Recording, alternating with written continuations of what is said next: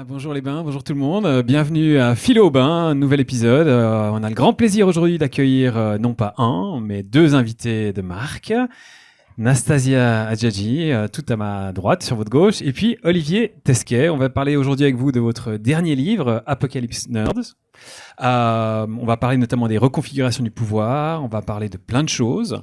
Et puis pour vous, c'est aussi la deuxième fois au bain, parce que vous étiez l'un et l'autre, l'une et l'autre déjà présents pour votre livre précédent, mais individuellement. On va reparler de tout ça.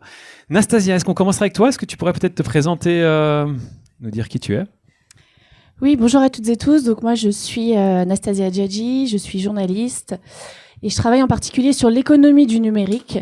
Je travaille en presse écrite pour des quotidiens nationaux en France, dont Le Monde, Libération, et je réalise également des reportages de plus en plus en audiovisuel, en particulier pour une émission qui s'appelle Trax et qui traite des sous-cultures et qui est diffusée sur la chaîne Arte. Et j'ai travaillé du coup mon précédent essai qui est un petit peu la première pierre vis-à-vis de celui dont on va parler aujourd'hui, traiter de la question des cryptoactifs. Il s'appelle No Crypto, comment Bitcoin a envoûté la planète. Je suis effectivement venue le présenter ici il y a 2 ans. Et cet essai était une tentative de saisir cet objet technologique qu'est le Bitcoin, considéré comme étant faisant partie de cet écosystème des cryptoactifs qui est très très vaste, on compte plus de 20 000 cryptoactifs à ce jour. Saisir cet objet technologique et le considérer comme un objet politique. Et il me semblait que Bitcoin était situé précisément au carrefour entre l'innovation technologique, l'économie des techs et l'idéologie, et il me semblait que le pan idéologique était très très peu traité, et mon hypothèse de travail était que cet objet, Bitcoin en particulier, servait de cheval de Troie pour un logiciel de pensée réactionnaire à plein d'endroits. Et c'est ce que j'ai essayé d'expliquer dans ce travail, tout en m'attachant à observer les effets de cette technologie dans le réel, à savoir la matérialité de cette technique, en décrivant un petit peu ses effets sociaux, économiques et également, bien entendu, écologiques, puisque c'est une technologie qui repose sur un usage extensif de l'électricité. Et donc voilà, j'ai essayé de donner cette histoire intellectuelle, de la retracer, tout en analysant certains des effets très concrets de cette technique. Et c'est donc l'essai d'aujourd'hui, Apocalypse Nerds, s'inscrit véritablement dans la continuité de ce travail. Et on reviendra avec les liens, en tout cas il y en a beaucoup, la continuité de ton ouvrage, ouvrage précédent et celui-là. Olivier. Bonjour à toutes et tous, moi je suis très content de revenir par ici. Donc moi je travaille à Télérama, à la cellule enquête, où je suis les questions numériques au sens large depuis une quinzaine d'années, mais j'ai notamment beaucoup travaillé sur les questions de surveillance, qui étaient les raisons pour lesquelles j'étais venu la première fois, parce que, alors je me souviens plus si j'étais venu présenter à la trace ou état d'urgence technologique. État d'urgence technologique. C'était état d'urgence technologique, donc c'était juste après le Covid. Donc moi j'ai beaucoup travaillé sur l'économie de la surveillance, et en fait avec Nastasia, je pense qu'on suit des acteurs, c'est un peu notre métier de coller au train d'acteurs économiques, d'acteurs politiques, pour voir un peu où ils nous emmènent dans leur logiciel de pensée. Et en fait, à suivre des acteurs, ces acteurs ont fini par se retrouver dans la même pièce, c'est-à-dire que le monde qu'on décrit dans Apocalypse Nerds, ou les recompositions qu'on évoque, sont finalement un peu le mariage entre mon objet d'étude et l'objet d'étude, ou nos objets d'étude mutuels avec Nastasia. Donc voilà, je pense que c'est là aussi une sorte d'aboutissement, d'étape supérieure. Alors, ce qui dit rien de très rassurant par rapport à ce qu'on a décrit l'un et l'autre dans nos bouquins précédents, c'est-à-dire que ça tend à démontrer que les dynamiques sont en train de s'accélérer ou de métaboliser, j'allais dire, ou de métastaser, même si on voulait vraiment prendre une analogie un peu plus médicale. Mais bon, ce qui est rassurant, c'est qu'on s'y met à deux maintenant. On se sent moins seul aussi pour. On va parler justement de ces mécanismes et ces métastases comme vous dites, pour essayer de les comprendre, mais peut-être aussi donc votre ouvrage porte le titre de Apocalypse Nerds. J'imagine il y a un petit jeu de mots avec Apocalypse Now. Pourquoi avoir choisi ce titre? Pourquoi? Qu'est-ce qu'il dit en fait? On va après rentrer dans les détails plus précisément, mais de manière générale, Nastasia. Oui, donc Apocalypse Nerd, effectivement, il y a la référence cinématographique, mais il y a surtout la référence à un texte qui a été publié par l'un des cavaliers de l'Apocalypse, tel qu'on les décrit dans ce livre. Ils sont plusieurs, on pourra un petit peu vous brosser leurs portraits respectifs. Celui-ci s'appelle Peter Thiel. C'est un multi-investisseur germano-américain qui a été connu pour notamment être l'un des premiers investisseurs extérieurs de Facebook, avant de fonder toute une série de fonds d'investissement et de sociétés, fonds d'investissement qui portent tous le nom des noms tirés des sagas de Tolkien, en particulier Le Seigneur des Anneaux. Vous avez par exemple Mithril Capital, et puis vous avez Palantir, société qui est aujourd'hui une véritable hydre de la surveillance aux États-Unis, société qui se déploie par ailleurs aussi également en France, dont la raison d'être est de fabriquer des logiciels de surveillance et des logiciels pour capter les données et les analyser, qui vont derrière être mis à l'épreuve dans des contextes divers et variés, mais aujourd'hui principalement dans des contextes de répression finalement, pour servir des systèmes répressifs.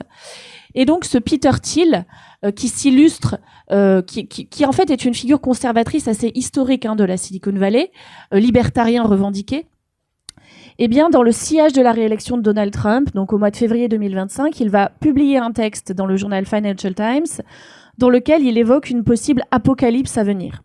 Il emploie ce terme, donc apocalypsis, en mobilisant la référence non pas à une forme d'acmé de chaos terminal, mais bien dans son étymologie grecque, apocalypsis, c'est le dévoilement, c'est la révélation. Et donc, l'apocalypse selon saint Thiel, c'est la possibilité finalement qu'en accélérant un certain nombre de processus, on puisse parvenir à un dévoilement et possiblement à l'avènement d'un ordre alternatif, un ordre techno-capitaliste alternatif. Et donc Apocalypse Nerd, c'est plutôt une référence à ce vocabulaire théologique mobilisé par Peter Thiel, un vocabulaire théologique et politique que l'on voit de plus en plus approprié par ces financiers, ces investisseurs de la tech, à des fins de guerre idéologique. On va retrouver également chez J.D. Vance, qui est un peu le poisson pilote de Peter Thiel, qui a été formé et financé par cet investisseur jusqu'à accéder au pouvoir, au cœur du pouvoir états-unien. Lui-même, étant un chrétien converti, mobilise énormément ce vocabulaire théologique, eschatologique.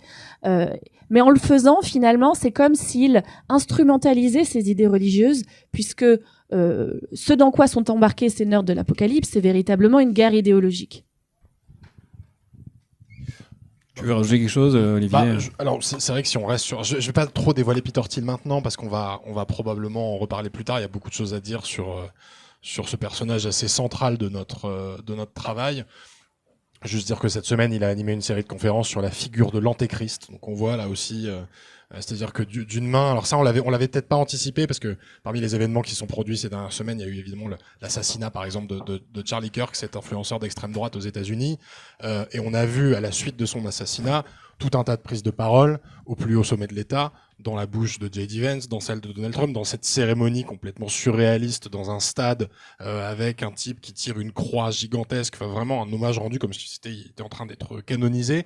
Et en fait, on avait dans le même temps le pouvoir politique qui désignait des ennemis, notamment la gauche, et on avait le pouvoir technologique en la personne de Peter Thiel qui désignait l'antéchrist, qui est aussi la gauche, globalement. Bon, ça converge un peu. C'est deux manières de nommer l'ennemi, mais la cible est la même. Donc, ce qu'on n'avait peut-être pas anticipé avec cette intensité-là en titrant le livre comme ça, c'était la convergence qu'on est en train d'observer entre le fait religieux et la parole technologique. C'est-à-dire que les deux convergent. Et là, je vais arriver peut-être anticiper ta question suivante sur pourquoi le terme tu lis dans mes pourquoi le terme de technofascisme. C'est qu'on voit dans cette convergence un objectif qui est l'un des invariants des fascismes historiques. Pour revenir sur la genèse de ce terme technofasciste, nous, on s'est beaucoup posé la question de comment on appelait le phénomène qu'on a sous les yeux, parce qu'on voit beaucoup de termes qui circulent. On voit des gens qui nous parlent de technopopulisme, on a ce néologisme de broligarchie, avec les bros des fraternités américaines avec un système oligarchique. On a cyberlibertarianisme, enfin vraiment on a une profusion comme ça de termes. Et en fait, à un moment, on avait un peu l'impression de tourner autour du pot et on s'est dit, est-ce qu'on n'a pas des marqueurs qui, en fait, nous montrent qu'on est face à quelque chose qui est fasciste, et qui est fasciste au sens d'un processus, hein, c'est-à-dire que le fascisme, c'est jamais un éclair dans un ciel bleu, c'est quelque chose qui s'installe, et le fascisme n'a pas besoin d'être pleinement réalisé pour être déjà fasciste. Il y a un déjà là fasciste. Et donc la question qu'on se posait, c'était est-ce que ce préfixe techno redéfinit le fascisme les fascismes historiques tels qu'on les connaît. Et pour répondre à cette question, il fallait déjà se demander si on trouvait des invariants des fascismes historiques à l'intérieur du phénomène analysé. Et on en a trouvé plusieurs, enfin, on estime qu'on en trouve plusieurs. Le premier, c'est que on est face à une contre-révolution qui est une contre-révolution anti-moderne. Je reviendrai un peu là-dessus en parlant de Peter Thiel notamment tout à l'heure.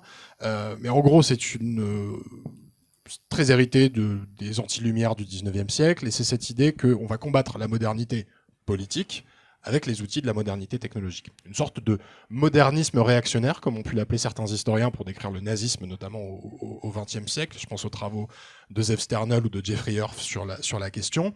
Donc ça, c'est le premier point. Et puis le deuxième point, et là on rejoint ce que je disais sur la religion et la technologie qui convergent pour purifier le corps national, régénérer le corps national, c'est cette volonté de régénération à travers un système de purification.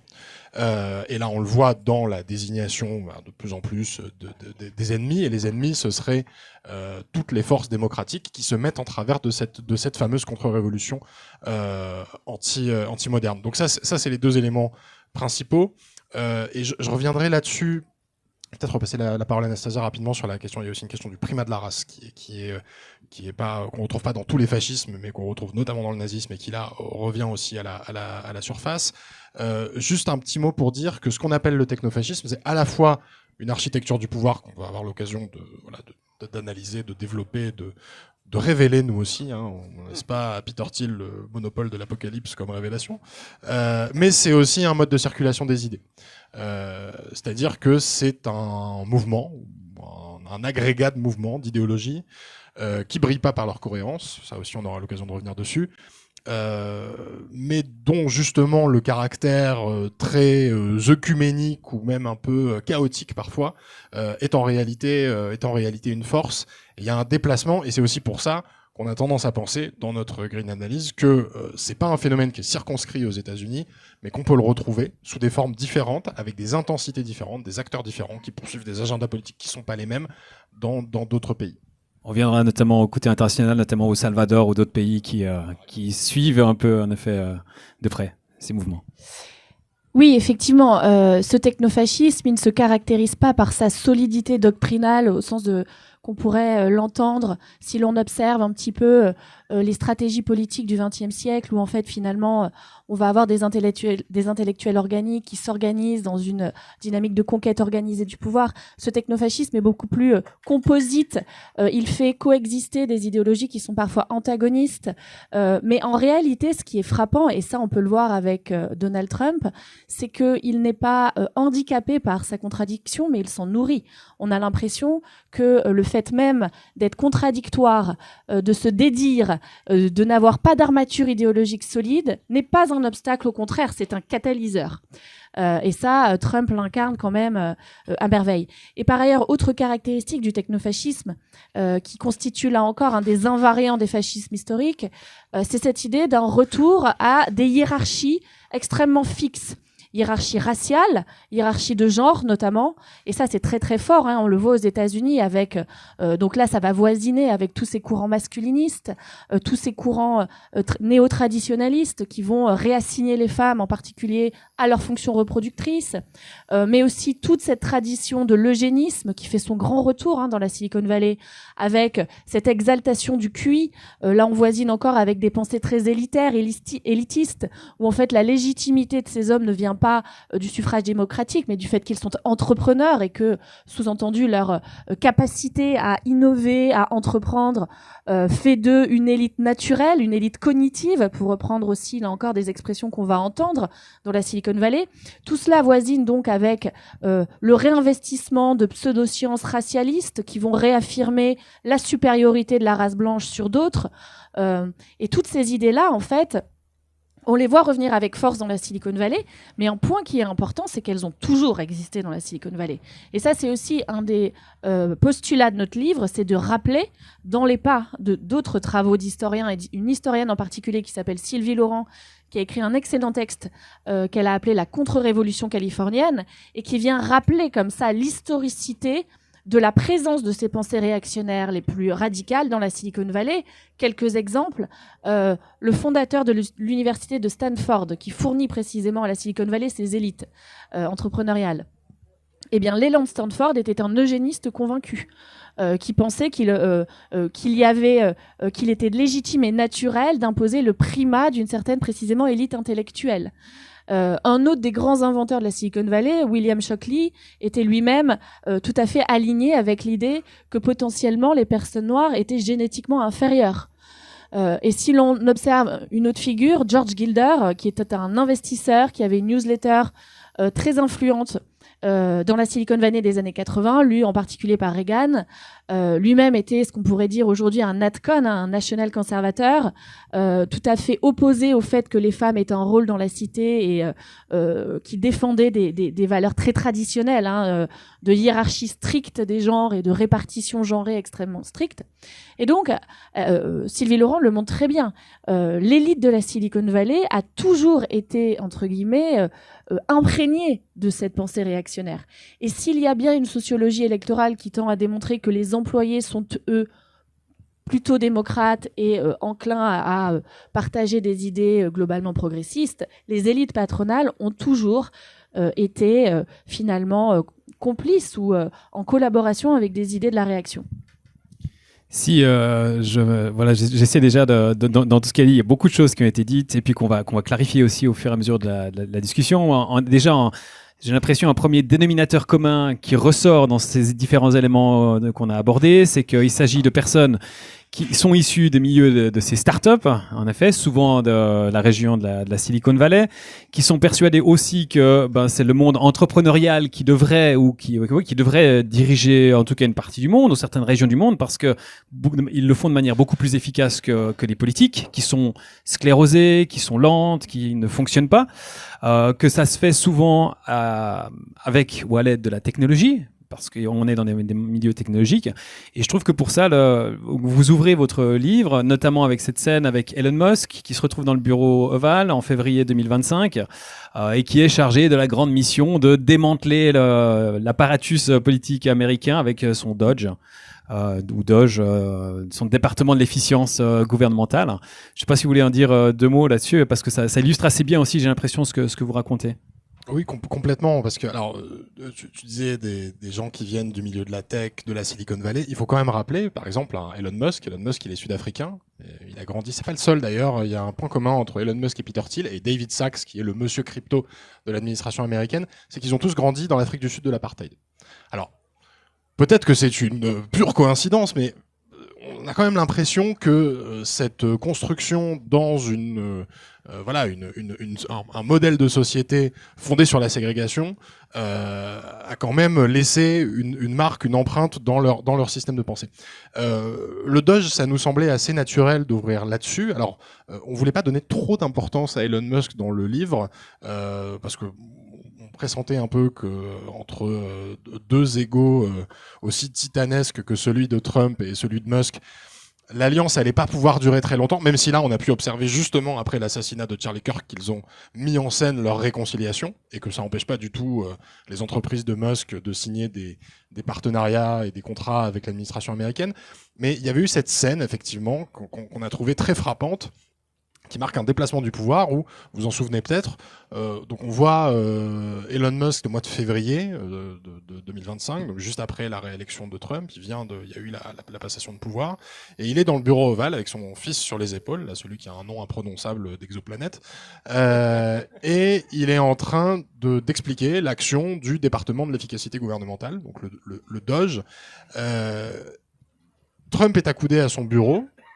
Il écoute religieusement, il ouvre pas la bouche, comme un peu spectateur de son propre mandat, ce qui est très bizarre, parce que Trump, en principe, quand il est dans la pièce, il occupe un peu il aime bien être le centre de l'attention. Et dans ce déplacement qui était, à ce moment-là, un déplacement purement symbolique, on voyait apparaître justement cette première, ce premier coup de pioche dans l'état social, dans les institutions, et parce que l'objectif du Doge, sous couvert de rationalisation économique, avec cette idée qu'on retrouve beaucoup, qui définit à mon sens justement l'architecture du pouvoir technofasciste, qui tend à considérer que la technologie est plus fiable que les institutions humaines, et que donc, typiquement, pour schématiser, remplacer les institutions par de l'intelligence artificielle, c'est très bien, parce que la technologie, on peut lui accorder plus de confiance qu'aux institutions humaines, qui par nature sont infiltrées en plus par les élites libérales, etc., etc. Donc c'était vraiment la première brique de ça, et sous couvert de cette rationalisation, l'idée, c'était de commencer justement déjà à désigner ces cibles qui, en plus de ça, avaient déjà été identifiées. C'est-à-dire que le Doge, c'est la mise en musique technologique et algorithmique, parce que tout ça s'est fait avec des super stagiaires de Musk. Ils ont tous travaillé. Il y a eu un travail qui avait été fait de fourmi par les médias américains au moment où le Doge a été créé, d'identification de tous les gens qui travaillaient à l'intérieur de ce Doge, parce qu'en fait on n'en savait rien, ça brillait par son opacité, le Doge. Et eux, leur objectif, c'était de mettre en musique ce qui était prévu dans le fameux projet 2025 de l'Heritage Foundation, donc un think tank réactionnaire, ultra-conservateur, qui avait fait une feuille de route de 1000 pages sur comment reprendre le pouvoir, et puis une fois qu'on l'a récupéré, c'est un peu à la hongroise, quoi. C'est-à-dire une fois qu'on l'a récupéré, le tenir le plus longtemps possible, et le tenir le plus longtemps possible en éliminant toutes les forces qui se mettent en travers de la route. Et en l'occurrence, ce qu'on retrouvait dans le projet 2025 et qu'on a retrouvé dans le Doge, c'était cette idée qu'il fallait purger l'administration de ces éléments les plus progressistes. Et donc les premières dépenses qui ont été sabrées par le Doge, ça a été l'aide au développement pour les pays étrangers, avec des conséquences qui seront des conséquences dramatiques, qui sont difficiles à appréhender aujourd'hui, mais qui causeront des dizaines ou des centaines de milliers de morts, de gens qui, dans des pays du majority world, comme on dit maintenant, on dit plus le sud global, mais voilà, le monde de la majorité, qui n'auront plus accès aux soins, des enfants qui naîtront malades, etc., etc. Donc voilà, il y avait cette idée de couper ça, et puis le département de l'éducation, la régulation bancaire, parce que bon, tant qu'à faire, autant se rendre service au passage. Et on pourra nous objecter que oui, ça y est, Musk est parti, il est plus au Doge. Mais le Doge n'a pas disparu pour autant. Le Doge n'a pas disparu pour autant, et il a été confié à quelqu'un qui s'appelle Russell Vought, qui était l'un des artisans du projet 2025. Donc on voit aussi la forme de continuité, et j'ai passé la parole à Anastasia là-dessus. L'objectif d'une termite comme le Doge, qui a une fonction de grignoter la poutre comme ça pour qu'elle s'effondre, c'est pas de porter un coup d'État par la force. On n'a pas vu les chemises brunes marcher sur Washington, c'était pas la marche sur Rome, mais par contre c'est l'idée de subvertir les institutions, les rendre inopérantes pour que le système finisse par finalement s'effondrer sous son propre poids. Et le Doge, je pense, était la première manifestation de cette idée-là. Mais cette idée-là continue à être très présente dans l'administration américaine et pourra prendre bien d'autres formes. Anastasia. Oui, en fait, si on devait résumer l'entreprise politique du Doge, c'est la stratégie du choc algorithmique. Pour reprendre les termes de Naomi Klein, qui parle du choc néolibéral qu'on va appliquer aux économies socialistes d'Amérique du Sud, notamment en 73 après le coup d'État de Pinochet au Chili.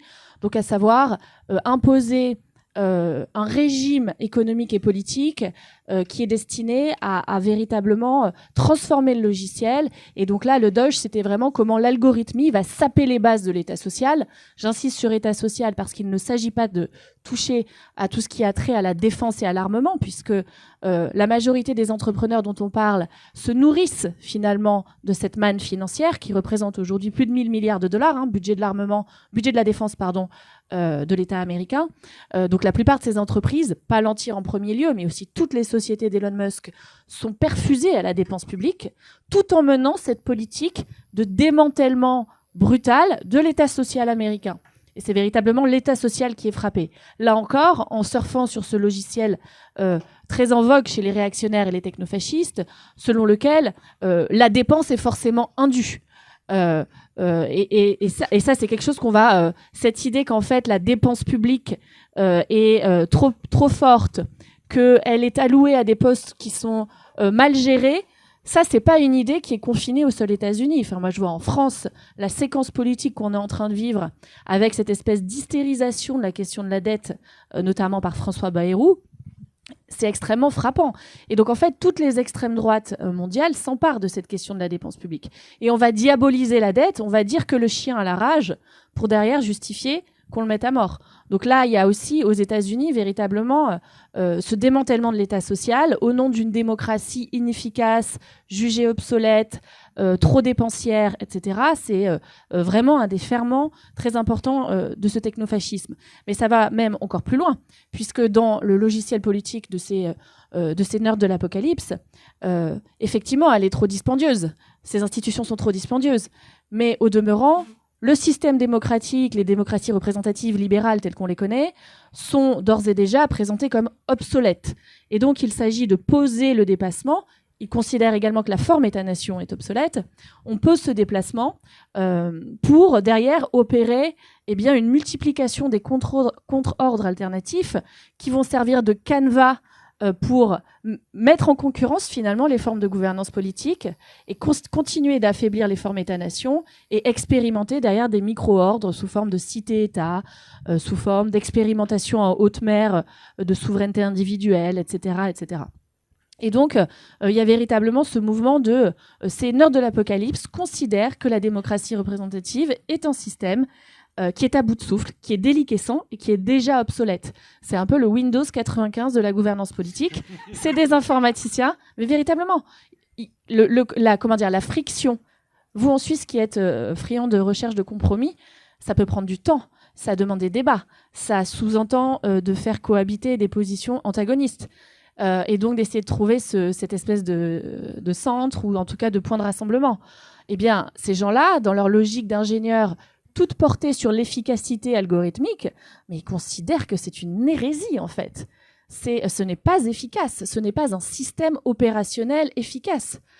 En fait, la gestion algorithmique est aux antipodes de cette idée de délibération. Et à quoi bon délibérer avec des gens qui, de toute façon, dans leur grille de pensée, ont un QI bien inférieur au leur et sont pas à même de prendre des décisions. En fait, s'il fallait vraiment synthétiser, c'est liquider l'État social et mettre en marché et donc privatiser tout le reste, y compris les fonctions les plus régaliennes, y compris la police, y compris la prison, y compris l'armée, y compris l'éducation. Dans le logiciel libertarien, j'aurai l'occasion de revenir là-dessus par la suite parce que le libertarianisme a plein de colorations différentes et celle qui a pris le dessus ces dernières années est clairement la plus inquiétante. Il y a vraiment cette idée que le commun n'existe plus. Ça, c'est vraiment un paramètre dépassé. Oui, bien sûr. Alors, attendez, je vous passe le micro. Oui. Ouais, je suis juste étonnée par ce que vous dites sur la disparition de l'État-nation par l'extrême droite. Enfin, moi, j'avais plutôt la sensation qu'au contraire, l'extrême droite, c'était aussi le nationalisme. Est-ce que vous pouvez être plus clair là-dessus ? Oui, effectivement. En fait, il y a... Dans l'extrême droite traditionnelle, électoraliste, en particulier européenne, le patriotisme et le souverainisme sont des piliers idéologiques et doctrinaux, effectivement, État fort, souverainisme économique. Mais là, on parle d'une extrême droite qui n'est pas liée dans sa tradition politique à cette généalogie particulière. Si vous regardez, c'est l'extrême droite libertarienne, techno-libertarienne. Et cette extrême droite-là ne reconnaît aucunement la souveraineté nationale, qu'elle soit d'ailleurs monétaire, puisque moi qui ai travaillé sur les cryptos, je peux en parler. La crypto est une tentative de dépassement de l'État-nation par l'exercice d'une spoliation d'une de ses fonctions clés, à savoir le pouvoir de battre monnaie. Ce sont des gens qui sont irrigués par un certain nombre de textes et de doctrines sur la souveraineté individuelle. Ce sont des maximalistes de la souveraineté individuelle. Dès lors, la question d'un collectif ou d'une communauté nationale même n'a aucun sens pour eux. Au contraire, ils considèrent que c'est totalement inopérant.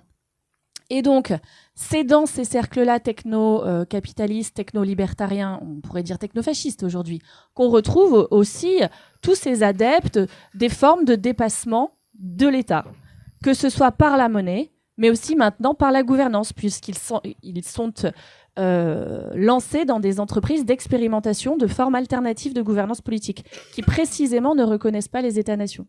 Et après, c'est aussi ce que je disais tout à l'heure sur le technofascisme comme mode de circulation des idées, c'est-à-dire, et on voit d'ailleurs, on observe chez tous ces acteurs-là une volonté d'aller porter ce logiciel-là dans d'autres pays, à travers tout un tas de discussions qui peuvent se mener au niveau politique, se mener au niveau économique, se mener au niveau culturel même parfois, j'ose dire, parce que le technofascisme c'est presque une scène culturelle, hein, avec voilà ces acteurs qui parfois se poussent un peu du col, etc.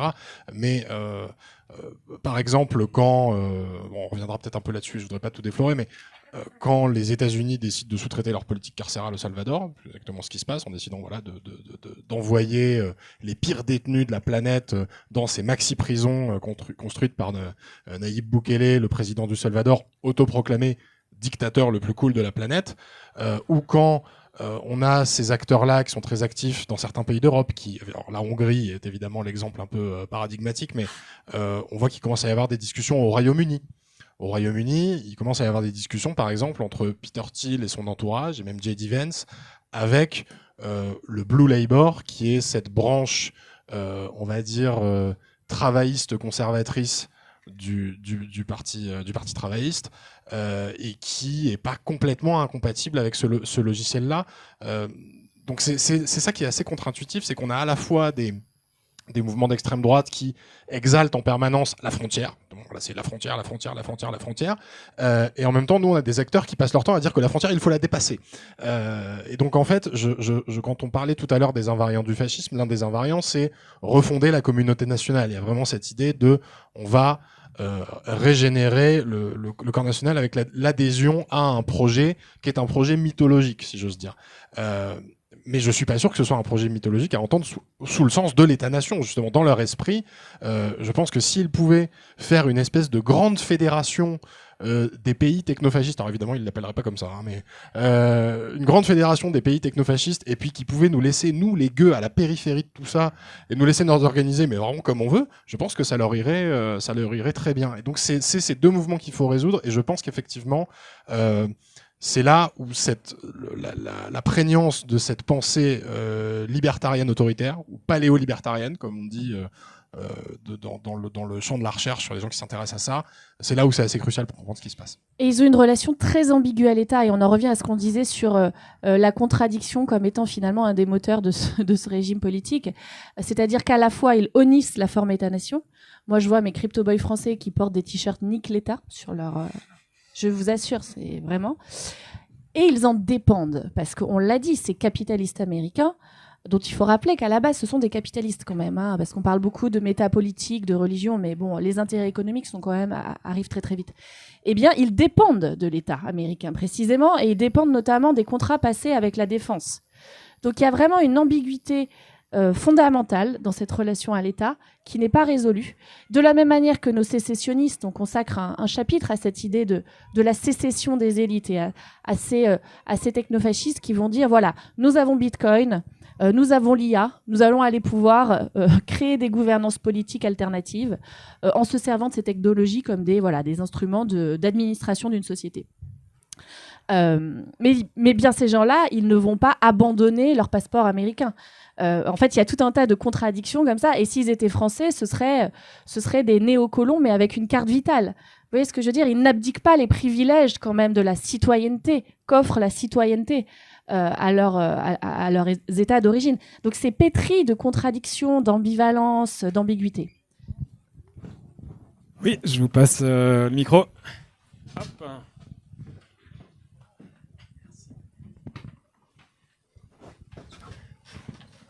Vous n'avez pas peur de diluer un peu la portée du terme fascisme en mettant une étiquette technofascisme à tout notre écosystème numérique, surtout dans le contexte où on a le risque d'avoir de plus en plus d'États fascistes émergents autour de nous, et puis mettre aussi sur la même échelle des sociétés comme Palantir et puis d'autres sociétés des Mag 7, des plus grosses capitalisations américaines, où on a l'impression que c'est des sociétés qui ont plus envie de capter du pouvoir et du profit en changeant leur politique, en étant plus à gauche et maintenant plus à droite avec Trump qui revient.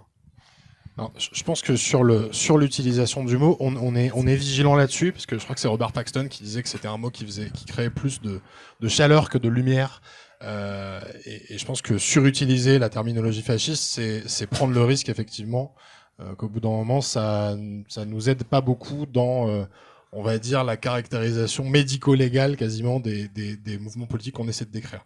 Après, encore une fois, alors on essaie de le justifier, j'espère qu'on le justifie suffisamment et que ça tient la route, mais nous, on postule que ce qui est face à nous est un mouvement fascisant, ou est un processus de fascisation. Je pense qu'à un moment, il faut appeler je crois que c'est Aragon qui disait à un moment il faut appeler un chat un chat. Voilà, c'est en tout cas par rapport à ce genre de choses. Après, là où effectivement je vous rejoins, c'est que il faut distinguer ce qui relève du projet vraiment purement politique, idéologique, etc., et ce qui relève de l'opportunisme politique.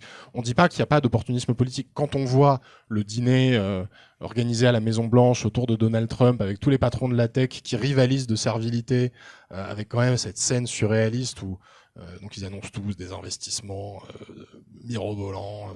Et Zuckerberg annonce 600 milliards d'investissements dans l'infrastructure, donc notamment pour l'IA. Et puis il pense que son micro est coupé, il se tourne vers Trump et il lui dit « Monsieur le Président, vous m'avez pris au dépourvu, est-ce que j'ai donné le bon chiffre ?»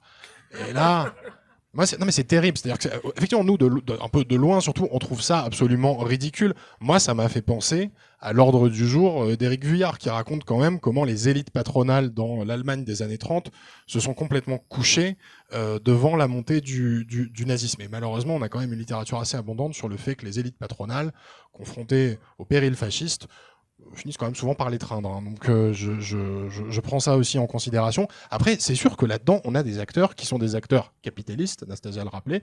Leur objectif, eux, c'est de faire le plus de profit possible. Et donc faire le plus de profit possible avec une administration qui dit déréguler tout, c'est sûr que pour eux, c'est très intéressant. Mais je pense qu'on peut pas comprendre ce qui se passe si on ramène ça seulement à une pure question pragmatique. Si c'était une seule question pragmatique, Peter Thiel ne donnerait pas des conférences sur la figure de l'antéchrist, Marc Andreessen n'écrirait pas des manifestes techno-optimistes où il cite tout un tas de certains de nos acteurs d'ailleurs, ou de nos auteurs qui sont quand même situés dans une frange très réactionnaire. Voilà, il n'y aurait pas tout ce discours, encore une fois, assez eschatologique sur le devenir technologique des sociétés. Et je vais répondre sur la question de Palantir. Il nous semble à tous les deux véritablement que Palantir incarne le technofascisme. Alors je voulais me garder Palantir pour la suite, parce que moi c'est mon sujet de prédilection. Je le dis en une phrase et je te laisserai compléter. Mais effectivement, aujourd'hui, c'est une unité de la surveillance qui est mobilisée en particulier dans le cadre de l'ICE, donc la milice politique américaine, qui a été fondée par Bush au lendemain des attentats du 11 septembre. Logiciel de reconnaissance faciale, de profilage algorithmique, de profilage d'ailleurs assez racialiste, hein, qui sert aujourd'hui à cibler et purger des migrants aux États-Unis, sur le territoire américain. Palantir qui se prévaut de devenir le Amazon Prime de l'immigration. C'est l'ICI qui veut devenir le... ICI perfusé au service du coup logiciel de Palantir. Oui, non, mais Palantir, c'est un exemple très, très intéressant parce que justement sur ce qu'on se disait quand on parlait du Doge et qui avait pour fonction de démanteler l'État social, sur la privatisation de l'État, Palantir me semble être l'exemple vraiment emblématique. Déjà, quand même, il faut se dire aujourd'hui, alors moi, Palantir, c'est une entreprise qui m'intéresse depuis une bonne dizaine d'années et que j'ai vu grandir. C'est-à-dire qu'aujourd'hui, Palantir, c'est quasiment 400 milliards de capitalisation boursière. C'est une entreprise qui fait partie des 20 plus grosses entreprises américaines, qui est devant Coca-Cola ou Bank of America. Donc c'est une entreprise absolument massive, qu'on retrouve d'ailleurs dans tout un tas de pays. Hein. Nous, la DGSI, en France, les renseignements intérieurs sont clients de Palantir depuis 2015, parce que c'est aussi une entreprise qui, évidemment, capitalise sur les crises. C'est-à-dire que les attentats, le terrorisme, les crises financières, les guerres, évidemment, parce que par exemple, Palantir équipe aussi l'armée israélienne dans sa guerre à Gaza. Et l'objectif de Palantir, c'est pas seulement, parce que j'entends une grille de lecture qui se diffuse, je pense notamment à ce que dit Asma Mala sur, au final, on serait dans un moment où on aurait un mariage entre la big tech et le big state, donc une espèce de gros état. Moi, je ne vois pas très bien ce qu'est ce big state, et surtout, j'ai l'impression que la big tech ou la tech elle a surtout vocation à dévorer l'État. Elle n'a pas vocation à coexister avec lui. C'est-à-dire qu'aujourd'hui, l'idée de Palantir, c'est pas de travailler aux côtés de l'État. D'ailleurs, il suffit d'écouter Peter Thiel quand il crée Palantir après le 11 septembre, parce que c'est quand même ça, les conditions dans lesquelles c'est créé. Le constat, c'est les services de renseignement, notamment la NSA, ont échoué à nous protéger. Ils les comparent aux Keystone Cops, qui sont les espèces de flics nullissimes des comédies burlesques américaines des années 30. Et en gros, l'idée, c'est on fera mieux le travail qu'eux. Donc ensuite, créer toute cette espèce de mythologie, ce prévaut d'avoir peut-être ou peut-être pas aidé à la traque et à l'élimination de Ben Laden.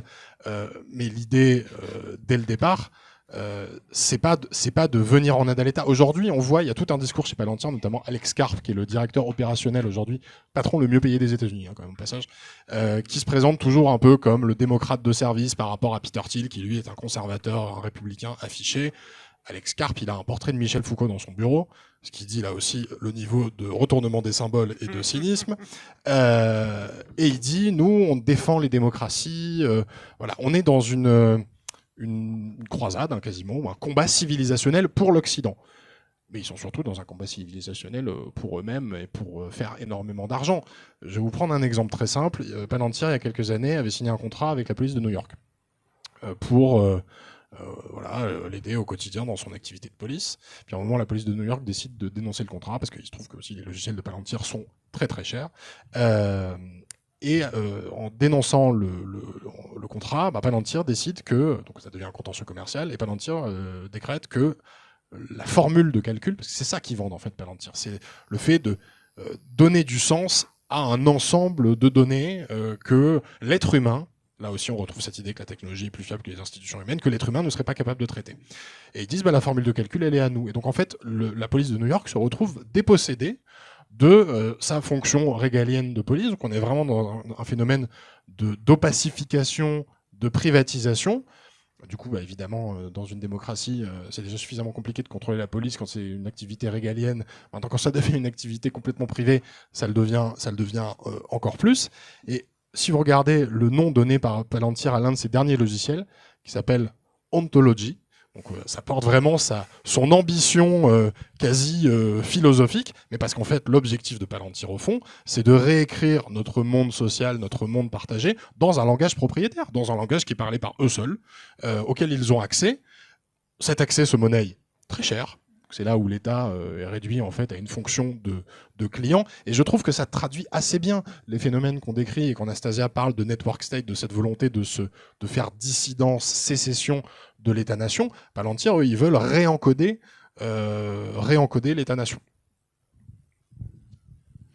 Et du coup, ça me permet d'embrayer sur le double mouvement finalement sécessionniste tel qu'on le décrit dans le livre. Il y a un mouvement qu'on pourrait qualifier d'endogène, qui va se passer au sein des structures finalement de l'État-nation, que l'on va donc réencoder effectivement son protocole, on va dire, de gouvernance, en affaiblissant les structures de l'État social, en créant au sein du territoire des enclaves qui ne sont pas soumises aux lois fédérales. Je pense notamment au projet de Donald Trump de créer des Freedom Cities, qui seraient donc des zones économiques spéciales sur le territoire fédéral et non pas en dehors, qui seraient autant de finalement de petits trous comme ça qu'on va créer dans la structure, puisque ces Freedom Cities ne seraient pas soumises aux lois et aux régulations traditionnelles. Donc on crée des états d'exception au sein de l'état d'exception. Donc ça, c'est un peu un sécessionnisme de l'intérieur, aussi paradoxal que ça puisse sonner. Et ce sécessionnisme de l'intérieur, qui est peut-être celui qui est le plus dangereux à court et moyen terme, cohabite avec effectivement ces formes beaucoup plus utopistes, qui ont d'ailleurs moins d'effets politiques pour le moment, mais qui sont ces fameux network states, donc ces tentatives par ces mêmes personnages d'aller créer de nouvelles formes de gouvernance privée, que ce soit en haute mer, donc c'est la pratique du seasteading dont on parle dans le livre, mais aussi ça va être par exemple aller s'installer sur des territoires en négociant des conditions un peu comme le ferait un comptoir ou finalement une colonie, et s'installer à des endroits pour expérimenter, là encore, des formes de gouvernance privée qui sont des régimes d'exception. On parle en particulier du cas de Prospera, qui est assez emblématique de ce mouvement-là, puisque ce mouvement-là n'est pas qu'utopique au sens il ne se résume pas à des propositions, il s'expérimente, il se met en œuvre. Et donc, Prospera, c'est donc une enclave libertarienne qui est située au Honduras, sur une île qui, par la voie d'un gouvernement passé, avait été, on avait autorisé sur cette île la création d'une zone économique spéciale, comme il y en a des centaines, voire même des milliers dans le monde. C'est-à-dire des espaces de libre marché où généralement la liberté d'entreprendre est absolument totale, la circulation des capitaux se fait de manière extrêmement fluide, etc. Donc des milliardaires américains, pour la plupart libertariens, technocapitalistes, s'y sont installés, sauf que quelques années plus tard, la nouvelle présidente du Honduras a déclaré cette expérimentation inconstitutionnelle. Donc vous avez sur place déjà des gens qui n'ont rien à voir, ils ne sont pas nés au Honduras, qui ont érigé des immeubles, qui pratiquent des choses qui sont totalement interdites par ailleurs aux États-Unis, comme par exemple des thérapies géniques. Il y a tout un tas d'expérimentations de biohacking. Vous avez le petit-fils de Milton Friedman, Patrick Friedman, qui est par ailleurs l'un des grands promoteurs du seasteading, donc la sécession en haute mer, qui s'y est fait implanter la clé de sa Tesla. Voilà, pour pouvoir ouvrir sa Tesla. Voilà. Ce sont des espaces comme ça d'expérimentation sans limite, selon les principes du libertarianisme. Donc c'est un peu pour vous donner le portrait des gens qui s'y rendent. Vous avez aussi Brian Johnson, le milliardaire qui ne veut pas mourir, qui dépense 2 millions chaque année en traitements de nature diverses pour repousser les limites de sa mort. Donc ce sont ces personnes-là qui font vivre Prospera. Sauf que donc la nouvelle présidente de centre-gauche a déclaré inconstitutionnelle leur expérimentation, et plutôt que d'essayer de trouver un compromis, là encore, et peut-être de réfléchir aussi à la nature profondément coloniale de leur projet, puisqu'ils avaient eu aussi beaucoup de problèmes avec les populations locales, notamment sur l'accès à l'eau potable. Donc il y avait vraiment des phénomènes de prédation quand même qui étaient très très manifestes dans le cas de cette expérimentation. Eh bien, donc, plutôt que d'essayer de faire évoluer la nature de leur projet, ils ont décidé, en tant qu'investisseurs, en tant que capitalistes, d'attaquer l'État du Honduras, qui est l'un des plus pauvres d'Amérique centrale, devant une juridiction qui s'appelle un tribunal d'arbitrage international, où les entreprises peuvent attaquer les États, chose qui se fait assez régulièrement. Et ils réclament donc au Honduras une somme qui équivaut au tiers du PIB de ce pays, qui est l'un des plus pauvres d'Amérique centrale, je le répète. Donc voyez un peu la logique prédatrice. D'ailleurs, on parle de pays hôtes. C'est très très signifiant à cet égard. Logique prédatrice, coloniale, impérialiste de toutes ces démarches néo-sécessionnistes.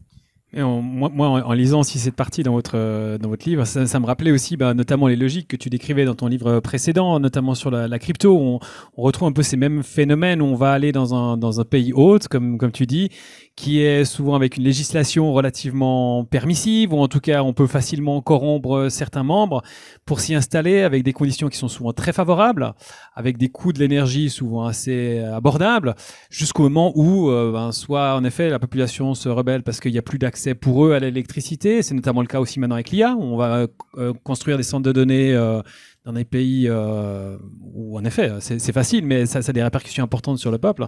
Donc, on retrouve un petit peu cette même logique, une espèce de continuité dans les pratiques.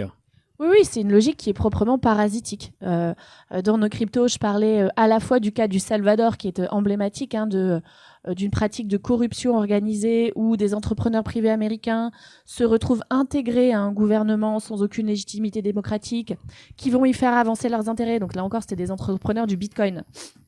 Puisque Nayib Bukele s'était très tôt présenté comme l'un des grands promoteurs de Bitcoin à l'international, en rivalisant de déclarations fracassantes sur comment il allait sauver son pays grâce au Bitcoin. Bon, quelques années plus tard, il a pris un prêt du FMI, mais un peu comme ce qui se passe en Argentine d'ailleurs, avec son président anarcho-capitaliste qui tronçonne l'État, qui applique un choc par les États-Unis. Voilà, qui applique un choc, c'est même plus néolibéral à ce stade-là, un choc libertarien sur son économie, et qui 2 ans plus tard accepte un prêt du FMI. Bref, donc le Salvador, en fait, ce sont des pays comme ça qui sont structurellement en crise. D'ailleurs, en anglais, on dit crisis playbook. Donc c'est comment tirer parti de la crise. Et véritablement, ces personnages dont on parle, qui sont soit des crypto-bros, soit aujourd'hui plutôt des milliardaires technofascistes, exploitent les crises à leur profit. Et il y a le cas aussi du minage, qui est vraiment emblématique de l'industrie parasitique, puisque l'idée étant de avoir accès à l'électricité la plus abondante et la moins chère possible. Le minage est une industrie hyper mobile qui va simplement se déplacer au gré des fluctuations du marché. Donc ils arrivent lestés de grandes promesses. Nous allons vous aider à rentabiliser vos surplus d'électricité, ça vous fera une manne financière. Peut-être qu'effectivement à court terme ça fonctionne. Mais le jour où, et ce jour ça peut être 1 mois plus tard ou 2 ans ou 5, l'électricité est moins chère chez les voisins, ils se tirent en fait. Ils laissent là ils prennent leur infrastructure, mais ils laissent le pays en l'état et ils vont ailleurs. Il n'y a aucune forme de planification sur le long terme. Ce sont vraiment des profits de court terme qu'ils recherchent. Donc voilà, c'est véritablement effectivement l'illustration de cette logique extrêmement parasitique. Et ça, peu important aussi de la qualité, de la propreté de l'énergie utilisée, en effet, charbon, et j'en passe. Un autre, n'hésitez pas, si vous avez des questions et réactions, n'hésitez pas à lever vos mains, sinon moi je continue avec mes questions. Oui. Quelle connexion vous voyez entre ces technofascistes modernes, urbains, avec ces groupuscules d'extrême droite plus traditionnels, plus profondes, d'un côté, et puis d'un autre côté avec l'extrême droite nihiliste, troll de 4chan, et du coup, comment s'architecture un peu ce triptyque selon vous? Alors, je vais commencer par la fin de la question sur toute cette culture troll, etc. Je pense et on revient à cette idée du technofascisme comme mode de circulation des idées, et pas seulement un délire de milliardaires qui, lors de conférences ou de dîners entre amis, se prêtent à des exercices de pensée sur l'avenir de l'humanité. On est aussi face à alors la nouvelle droite en France, notamment dans les années 70, appelait ça la métapolitique. Alain de Benoît, Le Gres, tout ça. Donc l'idée que, en fait, reprendre Gramsci à son compte et se dire qu'il fallait gagner la bataille culturelle en mettant en place une politique des idées. Aujourd'hui, je trouve que ça se voit de manière hyper spectaculaire dans l'administration Trump. Je vais prendre un exemple, c'est la communication du département de la sécurité intérieure, et notamment avec l'ICI, encore eux. Le fameux Amazon Prime des êtres humains, qui à chaque fois met en scène son action à travers des vidéos, des codes qui sont détournés de la culture populaire. Là, par exemple, la dernière que j'ai vue il y a quelques jours, c'est un détournement du folklore, donc avec la petite musique et tout, de Pokémon. Donc attrapez-les tous, les migrants égale des criminels. Ils ont même fait des petites cartes. Voilà, comme si c'était vraiment des Pokémon à attraper. Et donc la petite vidéo comme ça fait 2 minutes, 2 minutes 30. Et ça a 2 effets, c'est qu'à la fois ça tourne la violence en dérision. Enfin, ça a 3 effets. Ça tourne la violence en dérision parce que ça la déréalise. Tout à coup, ça devient un truc un peu rigolo. Un peu comme quand Trump publie ces images de Chipocalypse Now où il est grimé en lieutenant-colonel Kilgore d'Apocalypse Now pour annoncer qu'après Los Angeles, l'ICI va arriver à Chicago, ou quand il nous fait Alligator Alcatraz avec cette imagerie de série Z où on a l'impression d'être face à Sharknado ou ce genre de chef-d'œuvre pour ceux qui connaissent. Donc ça c'est le premier effet. Le deuxième effet immédiatement induit, c'est que ça trace une ligne au sol entre les gens que ça fait rire et les gens que ça fait pas rire. Si ça vous fait rire, vous faites partie de la communauté.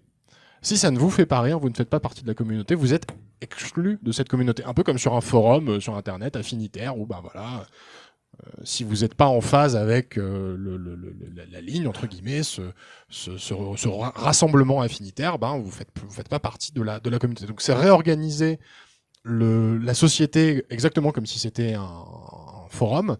Et Dieu sait que l'extrême droite a beaucoup progressé sur ce terrain-là depuis de nombreuses années, où clairement ils se sont emparés des outils numériques, des réseaux sociaux. Alors en plus maintenant, comme un certain nombre de réseaux sociaux sont aux mains des technofascistes qu'on décrit, ça ne facilite pas les choses. C'est-à-dire que si on veut porter la bataille culturelle sur X, c'est compliqué. Et le troisième effet, c'est un peu comme une fusée à 3 étages, c'est que ça crée un répertoire de signes, un catalogue d'idées, etc., qui peuvent être transformés en actions politiques. Alors, de manière assez imprévisible, mais on voit très bien ensuite comment ces idées peuvent circuler d'un pays à un autre. C'est-à-dire que quand le DHS aux États-Unis détourne le folklore Pokémon, qu'est-ce qui va empêcher demain, je sais pas, Reconquête, vraiment plus grand des hasards, vraiment exemple pris là comme ça au débeauté, va se saisir exactement de la même façon, ou va être dans une rhétorique de déshumanisation des personnes sans papier ou des personnes immigrées, en mobilisant les mêmes codes. J'ai quand même vu des gens aux États-Unis après la mort de Charlie Kirk qui se baladaient avec des pancartes je suis Charlie Kirk ou je suis Charlie, donc qui sont pour le coup des codes qui sont vraiment venus de chez nous puisqu'ils sont inscrits dans une temporalité des attentats de 2015 contre Charlie Hebdo et qui sont réutilisés comme des petits bouts de code exécutés dans un autre programme informatique, et là encore ça s'applique à la fois dans le champ économique politique mais aussi dans le champ des idées, réutilisés pour nourrir d'autres agendas dans d'autres pays. Voilà, ça c'est sur la partie de la circulation, et donc c'est aussi ça qui rend la capacité de métastase assez forte, c'est-à-dire qu'en fait ça peut être saisi de bien des façons. D'ailleurs je vois en France il faut quand même se dire, s'arrêter 2 minutes et on a toutes les chaînes d'infos en continu, y compris le service public, qu'on retransmis la cérémonie d'hommage à Charlie Kirk comme si c'était les obsèques d'un chef d'État.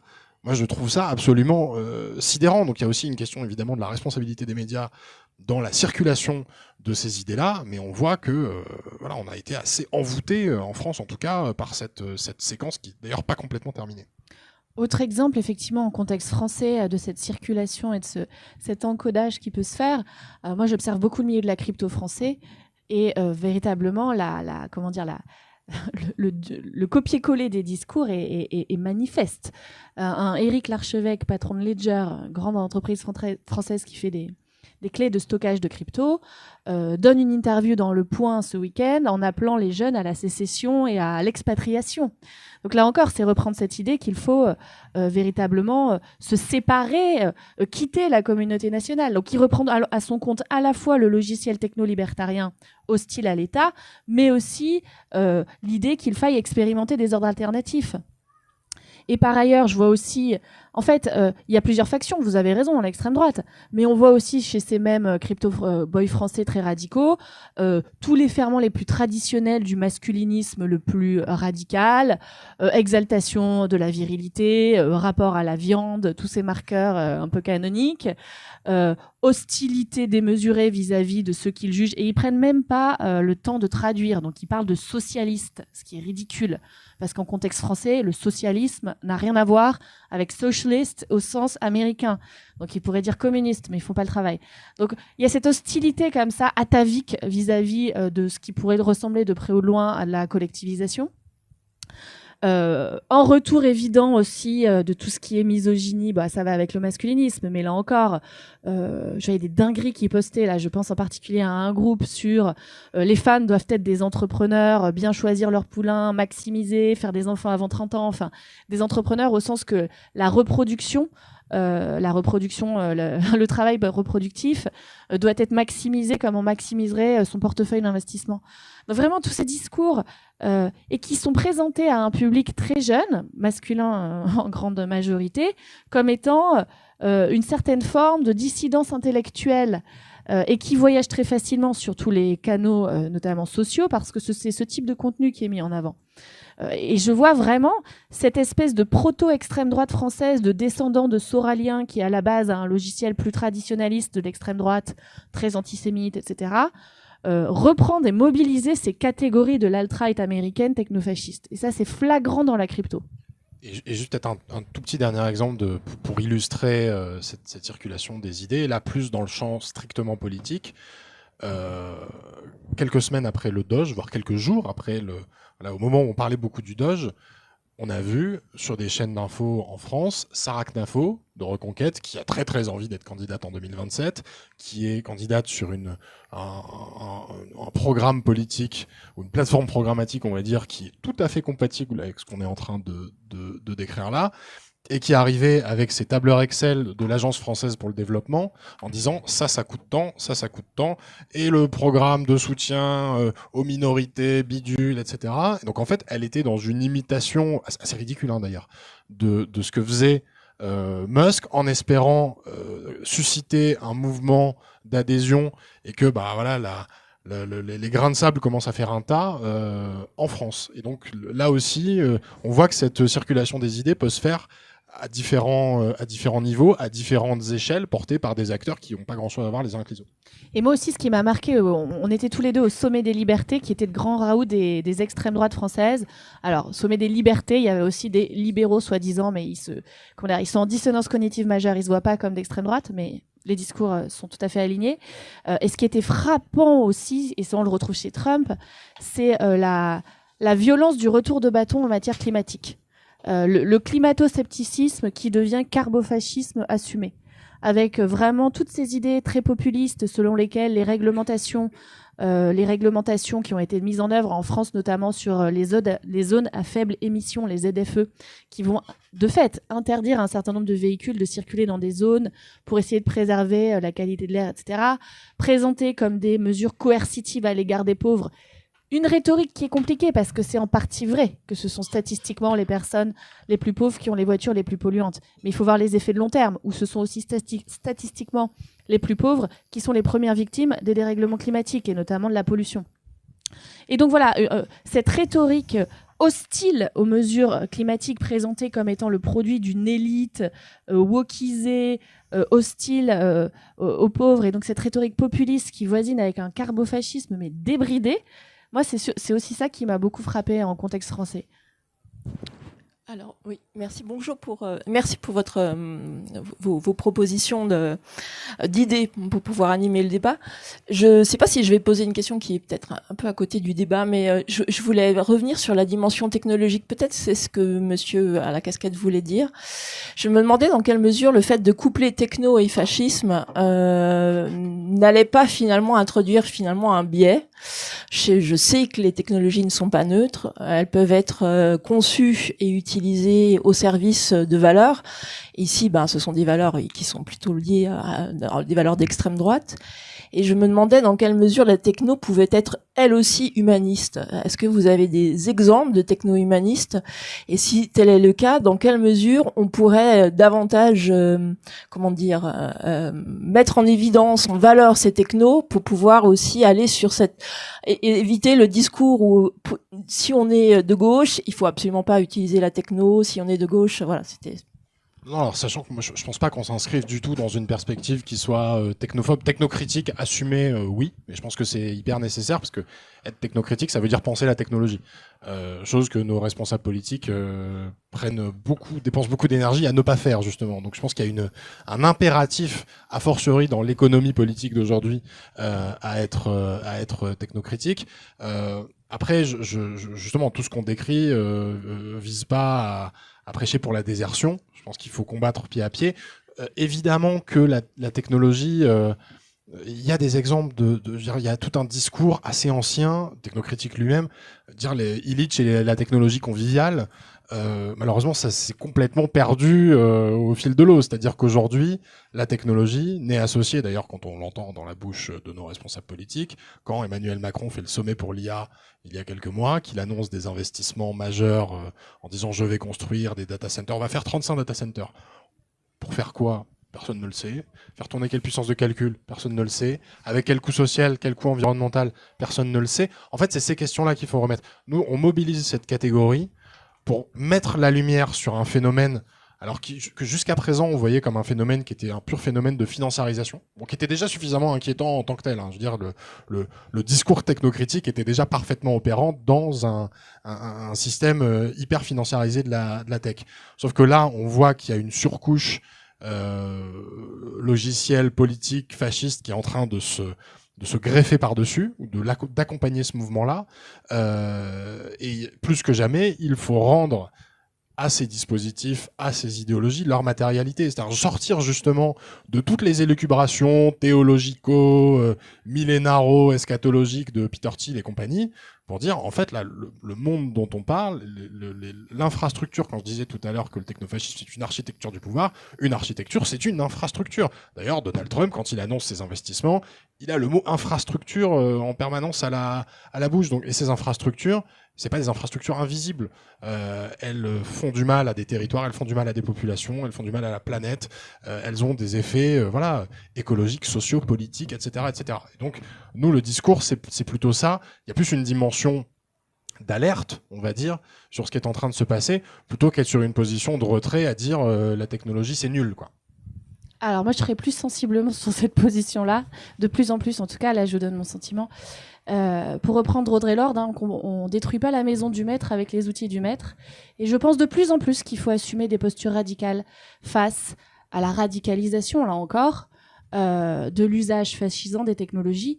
Et je pense que la gauche aurait tout à gagner à assumer de tenir des positions radicales sur ces sujets.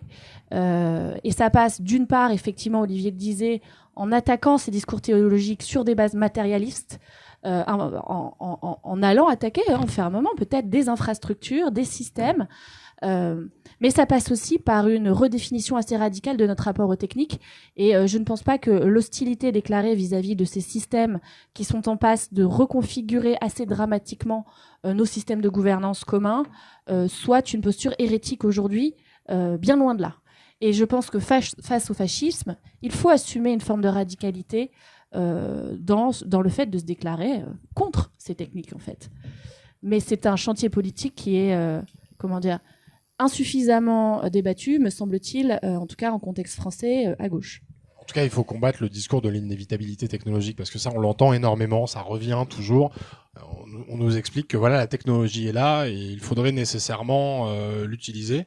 C'est pas vrai, en fait. Il y a plein de choses qu'on sait faire technologiquement et qu'on refuse d'utiliser. Je veux dire, à un moment, la non-prolifération nucléaire est un assez bon exemple de technologie où on se dit, ouais, en fait, c'est pas génial pour l'humanité. On pourrait tout à fait imaginer que pour l'IA, on fait la même chose. On revient un peu à Macron qui nous disait cette espèce de faux dilemme, c'est soit vous êtes en Amish, soit vous acceptez la 5G. En fait, la posture technocritique est ramenée justement à l'idée que c'est les Amish qui s'éclairent à la bougie. C'est complètement à côté de la plaque, en fait. C'est pas ça la question.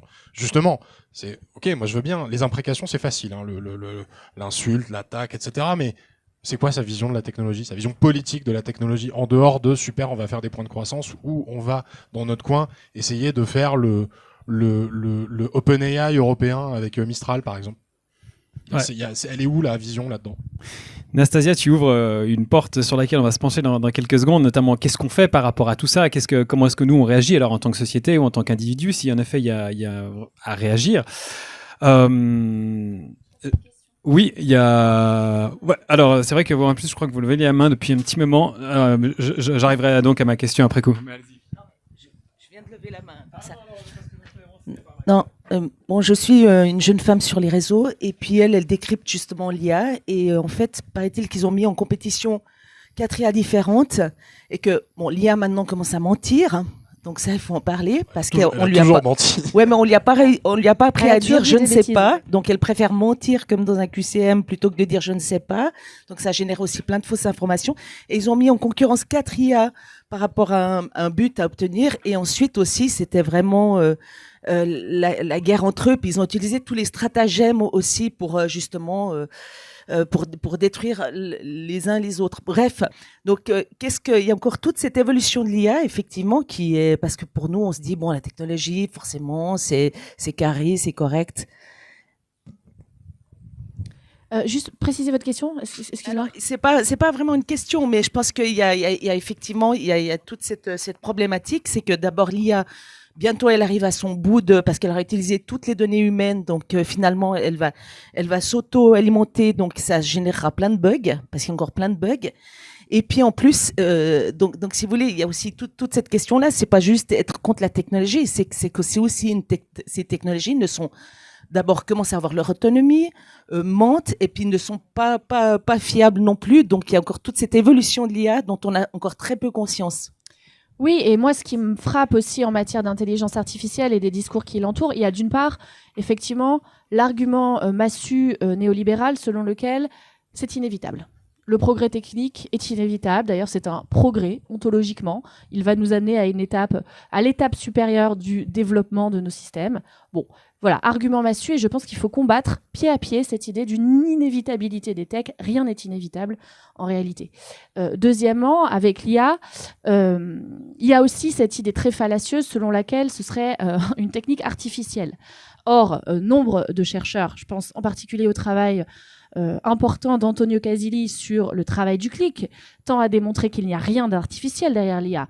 Il y a du labeur humain, souvent exécuté dans des pays du Sud global en proie à des régimes de crise précisément, où des intermédiaires vont agir entre les sociétés comme OpenAI pour utiliser des tâcherons du clic en leur confiant les tâches particulièrement ingrates de trier, qualifier la donnée. Donc ce sont des personnes qui sont exposées à des contenus de tout ce qui peut se faire de pire sur Internet en matière de violence physique, sexuelle, psychique, bref, et j'en passe, de cruauté, de torture, de barbarie, enfin bref. Ils doivent trier ces données pour qu'elles n'apparaissent pas derrière dans les modèles quand on converse avec eux. Donc ça, c'est la réalité de la fabrique de l'IA. De la production de l'IA. Il n'y a rien d'artificiel là-dedans. Et par ailleurs, on l'a déjà dit, ce sont des infrastructures, c'est de l'extractivisme à tous les niveaux, et nous sommes engagés avec l'assentiment de nos politiques dans une course effrénée qui est en train de véritablement une accélération de tout cela. Donc il faut vraiment aussi combattre cette idée-là. Et dernier point que j'oublie. Voilà, mais en tout cas, l'IA me paraît être un exemple véritablement de surinvestissement d'une technique où on voit comment l'effet de l'idéologie, quoi. C'est vraiment ce voile que l'on dépose aussi sur les choses qui vise à masquer la matérialité et la toxicité aussi quand même de la production de ces techniques, et on va aller mobiliser des répertoires. Ça va du théologique sur l'AGI, l'IA va bientôt devenir autonome et nous remplacer, bon, bullshit absolu, mais aussi des répertoires plus prosaïquement néolibéraux, c'est-à-dire c'est le nouveau stade d'accumulation du capital, ça va libérer la productivité, etc. Bon, l'IA n'est qu'une chose, c'est un instrument au service de la productivité néolibérale. Et d'ailleurs, ce qu'on voit, et là je pense au travail de Juan Sebastián Carbonell, qui vient de sortir un petit essai sur cette question. Ce qu'on voit à l'IA, c'est qu'elle va marginalement remplacer des emplois. En revanche, ce qui va se passer, c'est qu'elle va dégrader les conditions d'exercice du travail. Pour une même tâche, vous deviendrez au mieux des superviseurs de ce que l'IA a déjà fait, ou alors, de manière plus générale, on va vous demander de faire plus en moins de temps, parce que vous avez cet outil magique qui sert la productivité. Donc à la fin, ça s'appelle dégrader les conditions d'exercice du travail. Et ça, c'est quelque chose de, là encore, qui n'est pas du tout artificiel. En fait, bonjour, j'ai pas lu votre livre, donc du coup, j'ai la question et l'impression qu'il va essayer de donner très vite par rapport à l'exposé. Mais la question, vous venez en train de plus ou moins la répondre, en fait. Quelle est la différence entre justement l'idéologie néolibérale, protestantisme de moins 4 siècles, en fait, et voire 5, si on inclut le colonialisme, ok, tout ce que vous avez posé, ça vient de là. Et donc, du coup, si on vous provoquait, ce serait dire, dans le sens de monsieur de la casquette aussi, c'est pourquoi pas appeler le livre le fascisme néolibéral. Okay? Alors, et la question aussi, et là, j'y viens les commentaires, en fait, c'est parce que vous êtes français et chaque fois que les Français viennent ici, et là, c'est le commentaire. Là, c'est la partie commentaire. La partie question, c'est pourquoi pas appeler néolibéralisme fascisante. Ok? Et le commentaire, c'est vous, les Suisses, aimez le consensus. Désolé, on est gouverné par la droite et l'extrême droite au Parlement fédéral et dans tous les parlements cantonaux. Les premiers partis de ce pays, c'est l'UDC. Les mecs qui ont mené l'UDC à être le premier parti depuis 20 ans en Suisse, c'est Blocher, un milliardaire nationaliste, ultranationaliste, conservateur, patriarcal, mais très néolibéraux, qui a fait sa fortune en Chine et partout.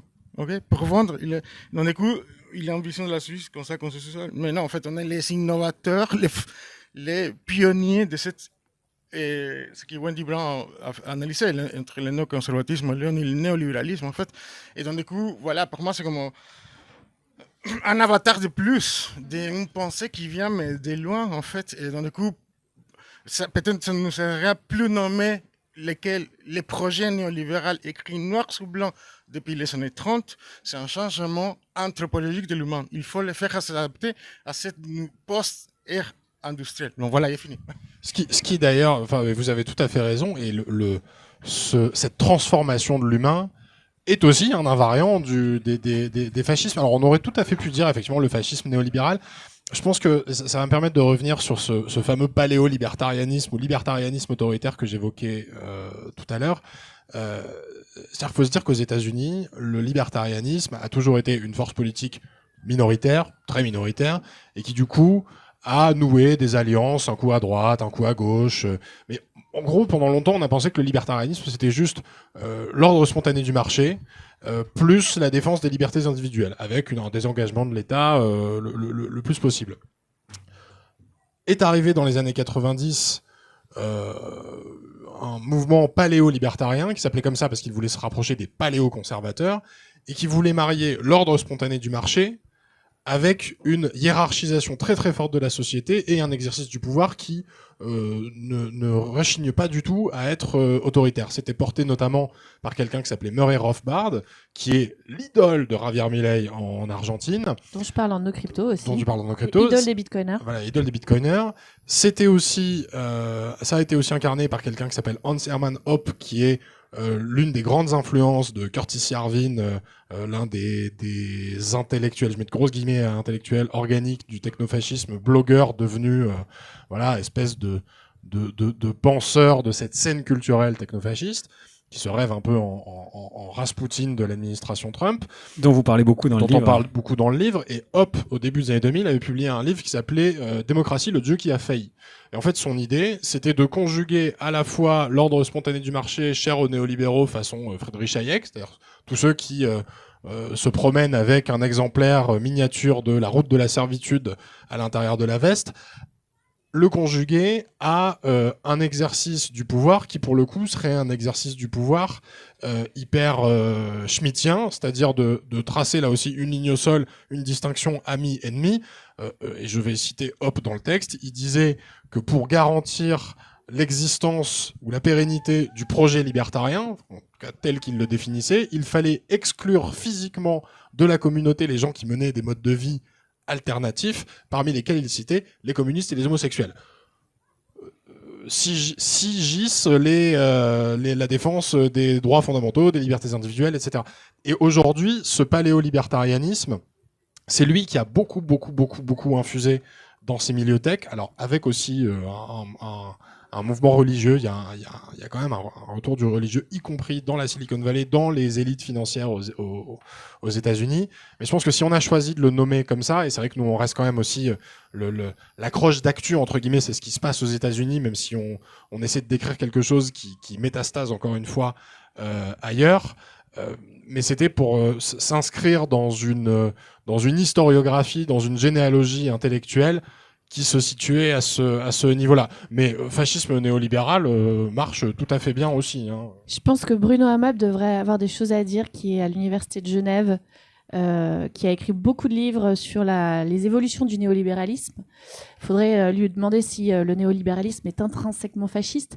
Mais d'autres auteurs qui éclairent un peu cette question. Il y a aussi effectivement la lecture de Carl Schmitt par Grégoire Chamaillou, qui parle donc de libéralisme autoritaire. Hein. Carl Schmitt, juriste du Troisième Reich, dont la doctrine, alors lui, dans les années 30, c'est État fort, économie saine. Donc il y a un rapport à l'État qui est sensiblement différent par rapport à ce qui se passe aujourd'hui. Mais Carl Schmitt est un des précurseurs de ce mouvement de fascisation du néolibéralisme. Et je voulais citer un autre que j'oublie, évidemment. Slobodian, Queen Slobodian, avec le dernier volet de sa trilogie sur l'histoire longue du libéralisme, qui s'appelle Hayek's Bastards, donc les bâtards d'Hayek, et où il revient justement sur ses racines, en fait, assez... alors, il y a deux manières de voir les choses. C'est soit les racines autoritaires du libéralisme, ou c'est les racines libérales de l'extrême droite. On peut le voir dans les deux sens, mais en tout cas, retrace cette généalogie-là. On se rappellera quand même que Hayek, visitant le Chili de Pinochet, expliquait, et plutôt sur à la fin des années, tout début des années 80, je crois, expliquait qu'il valait mieux une dictature avec un régime, qu'il valait mieux une dictature libérale plutôt, qu'un régime démocratique sans libéralisme. Voilà. Et juste sur Slobodian, ce qui est intéressant, c'est qu'il a fait une trilogie.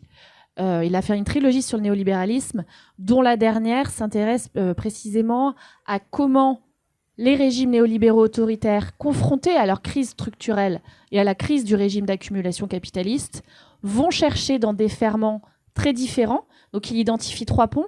Le premier, c'était la mondialisation, la mise en circulation globale de l'économie. Le deuxième, il a beaucoup travaillé justement sur la sécession, les zones économiques spéciales, le fait de fragmenter.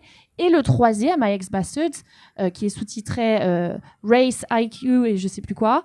Bref, il dit, il y a un néo-fusionnisme, on va chercher dans les pseudosciences raciales et eugénistes la nouvelle justification de notre ferment autoritaire néolibéral. Et il donne comme ça une lecture aussi de ce retour des discours visant à justifier, à naturaliser les hiérarchies raciales, de genre, etc., sociales. Je vais quand même tenter, après je passe la parole au fond, je vais quand même tenter de me faire un peu l'avocat du diable dans tout ça. Ne serait-ce que pour la forme, même si j'y crois pas complètement. Mais Nastasia et Olivier, on pourrait vous répondre que finalement, il s'agit peut-être de personnes dont on entend beaucoup parler, de par leur manne financière, leur importance au niveau politique à certains endroits. Mais est-ce que finalement, c'est pas beaucoup de bruit autour de certaines personnes, surtout aux États-Unis, surtout dans certains milieux, mais il s'agit peut-être de bulles. Et puis, est-ce qu'on a vraiment raison de s'inquiéter, notamment par rapport à nos démocraties, de l'effritement de ces démocraties? Est-ce que c'est pas plutôt une espèce de, je sais pas comment appeler ça, un phénomène de mode ou un truc de réseau, où on est habitué d'avoir des gens qui sont là pour annoncer l'apocalypse, le changement. Est-ce que ce serait pas une de ces je sais pas, délires de réseau en plus? Alors je pense qu'il faut pas leur donner une importance qu'ils n'ont pas, mais il faut pas non plus sous-estimer l'ampleur de la menace. Les gens dont on parle ont un pouvoir économique fort, ont un pouvoir politique, ont un accès à ce pouvoir. Je reprends l'exemple de Peter Thiel. Peter Thiel, qui est quand même quelqu'un qui a passé sa vie à vouloir échapper à la politique, s'extraire de la politique. Sa première aventure entrepreneuriale, c'est PayPal, qui est déjà une tentative de sécession du système monétaire mondial.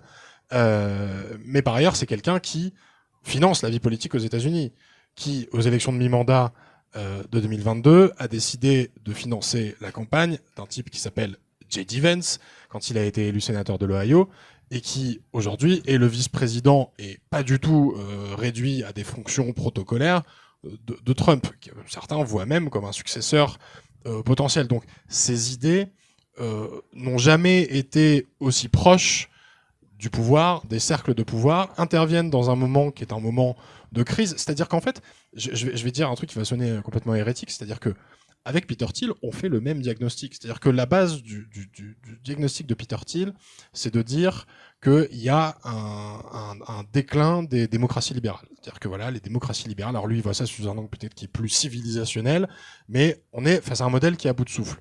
Nous, on pourrait se dire, bon, maintenant, le modèle est à bout de souffle, qu'est-ce qu'on fait collectivement pour essayer de ou renverser la table, ou essayer de régénérer ce modèle-là. Voilà, il peut y avoir là des frictions, des délibérations, et c'est ça dans une démocratie. Lui, il dit, ok, non, en fait, c'est bon. C'est la preuve qu'il faut arrêter. Voici l'acte de décès, on va faire advenir autre chose. C'est une fenêtre d'opportunité. C'est le Kairos. Dans le livre, alors, il y a eu les ingénieurs du chaos du Lano d'Empoli. Moi, je dis que Peter Thiel est un ingénieur du Kairos, c'est-à-dire que il saisit cette opportunité contre-révolutionnaire. Et là, on va dire que le fruit est bien mûr pour essayer de faire advenir cet ordre de nouveau, y compris en investissant des sommes assez colossales dans un certain nombre de projets entrepreneuriaux qui, pour certains, sont marginaux, pour d'autres, le sont pas du tout. Je veux dire, si on allait parler à des gens aux États-Unis dont la famille, je voyais ce matin l'exemple d'un Américain dont la femme, réalisatrice indépendante, ils sont mariés tous les deux, a été kidnappée, et je reprends les mots qu'il utilise, par l'ICI. Je pense que lui, il fait une expérience de première main de cette architecture du pouvoir technofasciste. On va vous passer la parole, je complète. Je pense aussi qu'il ne faut pas se méprendre sur la réalité du travail de sape qui a déjà été effectué. Je veux dire, le Doge, ce sont des infrastructures gouvernementales, des systèmes informatiques qui ont été arraisonnés, qui ont été démantelés, revenir en arrière va demander beaucoup d'efforts. Et ce qu'on peut redouter, c'est un effet de cliquet, à savoir quelque chose d'irréversible. Donc voilà. Et deuxième partie de la réponse, on aurait aussi tort de se méprendre dans un contexte, d'une part, de crise structurelle, je le dis encore, du régime d'accumulation capitaliste confronté à des limites qui sont explicites en matière de ressources, de qu'est-ce qui nous reste à aller exploiter, des limites planétaires qui sont franchies les unes après les autres.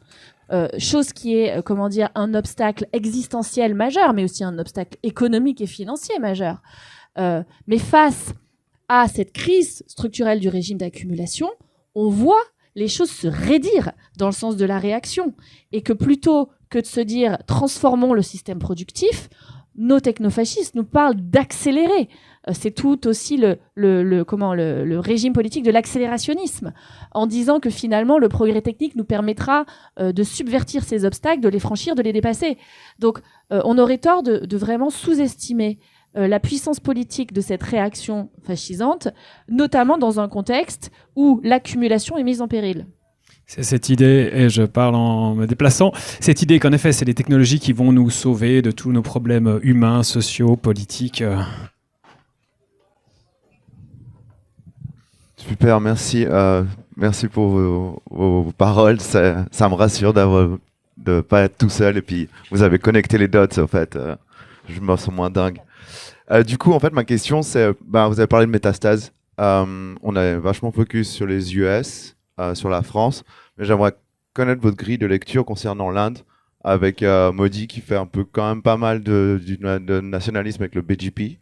Et puis aussi au niveau de la Chine, on est vraiment sur un cas de surveillance state. Comment ça s'inscrit dans justement le technofascisme? Merci. Alors c'est vrai qu'on peut trouver là aussi des passerelles, et en même temps, et c'est là où peut-être que le technofascisme est en tout cas tel qu'on le décrit, est un phénomène qui est très occidental, entre guillemets, en tout cas même dans leur grille de lecture à eux. C'est-à-dire que, par exemple, dans les figures de l'antéchrist de Peter Thiel, donc il y a un gouvernement mondial, il y a Greta Thunberg, et il y a le totalitarisme technologique à la chinoise. Et on voit que les États-Unis sont quand même engagés dans cette espèce de, alors j'allais dire course de petits chevaux, c'est un peu plus qu'une course de petits chevaux sur l'IA notamment, mais il y a quand même cette vision qui est une vision très civilisationnelle, où les technofascistes considèrent que, alors sur l'Inde, je connais pas assez l'exemple pour le commenter utilement, mais sur la Chine, considèrent que la Chine est un ennemi. D'ailleurs, je me souviens de Alex Karp, le patron de Palantir, expliquant que Google, qui avait, c'était pas forcément d'ailleurs la meilleure des choses qu'ait fait Google de travailler avec la Chine pour maintenir son activité en Chine et donc de se soumettre à la censure chinoise. Mais le discours d'Alex Karp n'était pas un discours qui était fondé sur une soumission à un régime dictatorial. C'était le fait que Google était des traîtres. C'est le mot qu'il avait utilisé. C'est-à-dire que c'était des traîtres parce qu'ils avaient travaillé avec une puissance qui est une puissance ennemie. Et donc, je vais vous faire une réponse qui va pas borner va pas être très bornée, elle va plutôt ouvrir un questionnement où je me demande dans les mois, les années qui viennent, comment ce logiciel technofasciste, avec toutes les incohérences qu'on a décrites, va entrer en contact, en friction, en opposition, ou pourra peut-être trouver des pistes de convergence avec d'autres pratiques d'architecture du technopouvoir, parce que bon, la Chine est effectivement quand même un assez bon exemple d'un régime autoritaire ou totalitaire couplé à la technologie. Et l'Inde est un très bon exemple aussi. Il y a des processus de technologisation de la société à des fins de contrôle social qui sont très puissants, mais qui me semblent être des modèles qui sont peut-être perçus par les technofascistes comme des modèles concurrents. Alors, d'ailleurs, comme ils n'aiment pas la concurrence, ils ont une vision très monopolistique du monde. Ils sont toujours pour l'ordre spontané du marché. Enfin, Peter Thiel a quand même écrit un bouquin qui s'appelle De 0 à 1, qui explique que la création de valeur, c'est pas quand vous passez de 1 à N, donc en démocratisant un bien, un service, une technologie, mais c'est quand vous passez de 0 à 1. C'est-à-dire que vous avez l'idée géniale, le privilège de l'inventeur, le gros cerveau qui aura l'idée. Donc c'est un plaidoyer pour les monopoles. Et eux, ils ont cette circulation très anarchique des idées. dans quelle mesure ils peuvent être perméables à une vision qui serait peut-être proche de la leur, mais qui viendrait de pays vus comme des puissances ennemies. Point d'interrogation. Mais point d'interrogation intéressant à surveiller. On arrive gentiment. Oui, il nous reste plus beaucoup de temps là. Il y avait aussi une question. On ira tout de suite. On arrive gentiment aussi à la fin. On va prendre les dernières questions. Mais moi, en tout cas, ce que j'entends aussi, il y a plein d'éléments qu'on n'a pas encore pu aborder dans votre livre, qui est pas très long, mais qui contient plein d'idées. Et il faudra revenir. Je pense aussi une des idées qui pour moi que j'ai beaucoup retrouvé dans votre livre, c'est cette question des limites, et plus précisément en fait le refus des limites qu'on voit bien ici, qu'on a bien expliqué ici avec le refus des limites imposées par la société, par les autres qui sont moins intelligents que nous. Par les autres, la politique qui nous met aussi des frontières, le développement de l'IA, au développement des technologies, mais aussi aux limites biologiques. Vous en avez un peu parlé avec l'eugénisme, mais vous parlez aussi de ces histoires de transhumanisme avec le désir un peu fou de certaines personnes, en effet, de passer outre la limite de la mort, donc de devenir immortel, de télécharger son esprit dans le grand Internet. Voilà. Donc c'est un peu une espèce de constante que je retrouve, c'est ce refus de toute forme de limite. On retrouve le libertarianisme ici aussi, où finalement, chaque limite, c'est comme un enfant à qui on dit non. Ils refusent et voilà, ils mettent en place des gouvernements alternatifs pour éviter ces limites. Oui, en effet, notre troisième partie, chaque partie est orchestrée selon un des mouvement stratégique de ces technofascistes. Il y a donc conquérir sur tout ce qu'on a décrit, fragmenter sur toutes ces expérimentations sécessionnistes, et puis il y a enfin franchir pour faire là encore, je précise qu'on raisonne beaucoup à partir du contexte états-unien, c'est peut-être d'ailleurs un angle mort, mais bon, c'est comme ça qu'on l'a traité, en tout cas pour faire écho à l'actualité, mais le franchissement qui fait écho quand même à une des mythologies constitutives des États-Unis, le mythe de la frontière et précisément de son franchissement à toutes les étapes de la construction politique de ce pays, de l'arrivée des premiers pèlerins colons jusqu'à la conquête de l'Ouest, etc., et la conquête spatiale en contexte de guerre froide.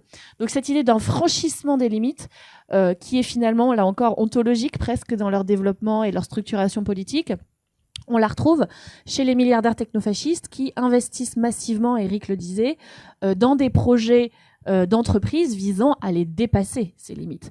Que l'on pense aux limites cognitives, avec tous les investissements, moi j'en ai pas mal parlé dans mes papiers, et en plus ça fait écho avec la Suisse, dans les psychédéliques, comme étant un outil d'effacement de l'ego, mais aussi de dépassement finalement des limites de la cognition humaine. Donc vous avez tout un tas de startups, de psychédéliques financés par Peter Thiel, Musk et tous ces technomilliardaires. Donc ça, ce sont les limites cognitives. Les limites corporelles, vous le disiez, la longévité devient un secteur en pleine croissance. Donc avec cette idée de prime abord, inoffensive, qui est de dire nous allons aider les gens à vivre mieux, en meilleure santé, plus longtemps. Bon. Mais il n'y a pas que la partie inoffensive, il y a vraiment aussi l'idée de dépasser potentiellement les frontières, voire celles de la mort. Donc la quête de Brian Johnson, que j'ai déjà évoquée, l'illustre parfaitement. Et on passe assez vite de la clinique privée visant à faire des traitements rajeunissants au délire transhumaniste précisément visant à transcender la mort. D'ailleurs, la plupart de ces milliardaires ont déjà réservé leur cercueil, si je puis dire, en tout cas un espèce de coffre en acier inoxydable pour être cryogénisés à leur mort, parce qu'ils pensent qu'ils auront la possibilité dans le futur d'être ressuscités et transférés d'ailleurs dans leur machine. Une entreprise qui s'appelle Nectome, une start-up, propose d'ailleurs de conserver le cerveau. Juste le cerveau, de tous les organes. Enfin, oui, il y avait vraiment aussi tous ces investissements transhumanistes, le transhumanisme étant donc l'idée qu'il faille dépasser la limite humaine, l'un des piliers idéologiques aussi que l'on retrouve qui voisine dans le technofascisme. Et enfin, du coup, la limite terrestre, considérée comme étant nulle et non avenue, son franchissement s'incarne à la fois dans les projets de conquête spatiale, d'aller établir des colonies dans l'espace, sur Mars notamment, mais aussi cette idée que finalement, la Terre n'est finalement qu'une poussière dans l'océan cosmique et que l'humanité doit peut-être d'ailleurs être déclinée à la lumière de cette possibilité cosmique qui s'établirait jusqu'à des dizaines de millions d'années. Et alors, ça peut paraître totalement ésotérique ce que je raconte, mais il y a un courant Dans le chapelet d'idéologie transhumaniste dont on essaie de faire une petite recension dans le livre, il y a un courant qui s'appelle le long-termisme, qui a été notamment beaucoup porté par des philosophes de l'université d'Oxford, dont l'un s'appelle Nick Bostrom en particulier, alors qui n'est plus en odeur de sainteté à Oxford parce qu'il était trop eugéniste et trop radical, mais qui postule qu'en fait le devenir de l'humanité à horizon millions d'années est plus important et que c'est celui-ci qu'il s'agit de maximiser que ce qu'il se passe dans notre présent commun. Donc en fait, c'est l'idée d'hypothéquer le présent collectif au nom d'un futur fantasmatique. Et ils vont, pour justifier cette idéologie qui peut paraître encore une fois totalement ésotérique, mobiliser force d'équations mathématiques, de rationalité algorithmique. Et là encore, on voit aussi comment la mentalité de l'ingénieur sert à servir ce projet politique. Donc c'est évidemment c'est la dernière étape en gros de tout ce projet technopolitique. Moi j'avais une remarque sur la forme qui est vous utilisez beaucoup de métaphores informatiques, notamment dans l'annonce de la rencontre, il y a reprogrammer l'État. Vous avez aussi dit beaucoup de fois vous avez utilisé le logiciel de l'État, etc.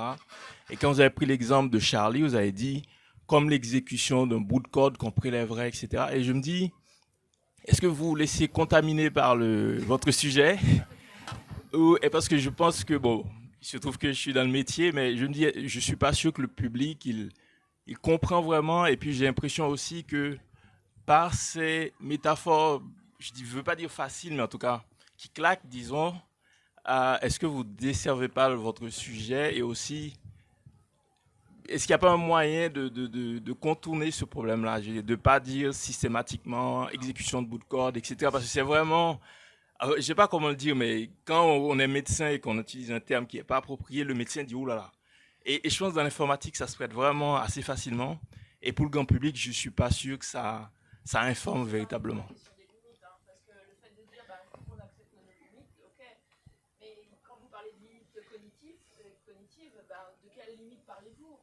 La recherche, effectivement, il y a des recherches qui parlent de limites sur le plan cognitif, mais voilà, je trouve que le terme limite, il est hyper dangereux, parce qu'on pourrait parler aussi de limites sur le plan, attention, cette personne est limitée par rapport à d'autres, on pourrait parler de limites essentialistes, les femmes sont plus bêtes que les hommes, il faut faire super attention. Oui, après, alors quand on mobilise des termes, là en l'occurrence sur les limites, c'est parce que c'est aussi la manière dont eux le présentent, et donc nous après, j'ose espérer que le bouquin offre quand même un appareil critique de toutes ces idéologies assez consistant.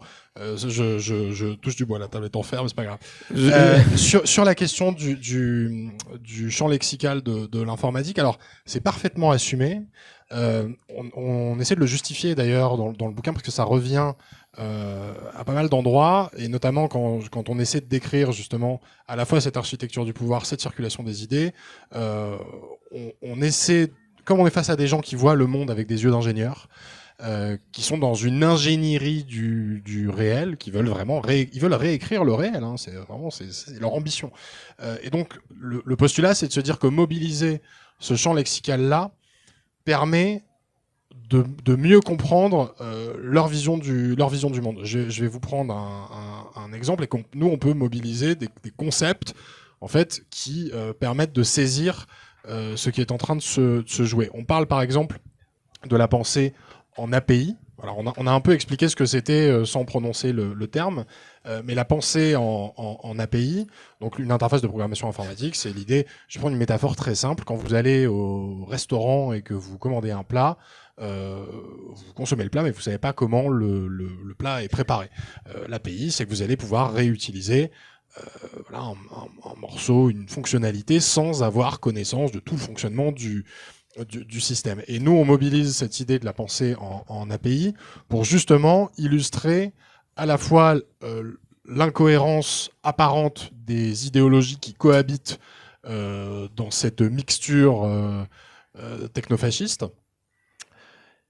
et pour expliquer comment, je reprends l'idée du bout de code, hein, parce que c'est ça, on prend l'élément qui va nous intéresser. Nous, je me mets dans la peau d'un technofasciste, hein, voilà, d'un néolibéral réactionnaire, d'un libertarien autoritaire. On prend ce morceau-là et on va ensuite l'exécuter dans un programme avec d'autres bouts de code. Après, est-ce que le programme va tourner ou ne va pas tourner, ça, l'avenir le dira. Mais en tout cas, nous, c'est une mobilisation critique de ce vocabulaire-là. Je vois pas du tout ça comme une contamination. C'est-à-dire que c'est pas une utilisation gratuite. Et là, je reviens sur ce que disait Madame sur le cognitif. Moi, je lis beaucoup trop, hélas, ces temps-ci, de bouquins adressant ces questions-là, qui se laissent complètement dévorer par le vocabulaire qui est mobilisé par nous, les individus qu'on décrit, et qui en fait nous régurgite en miroir exactement le même discours apocalyptique.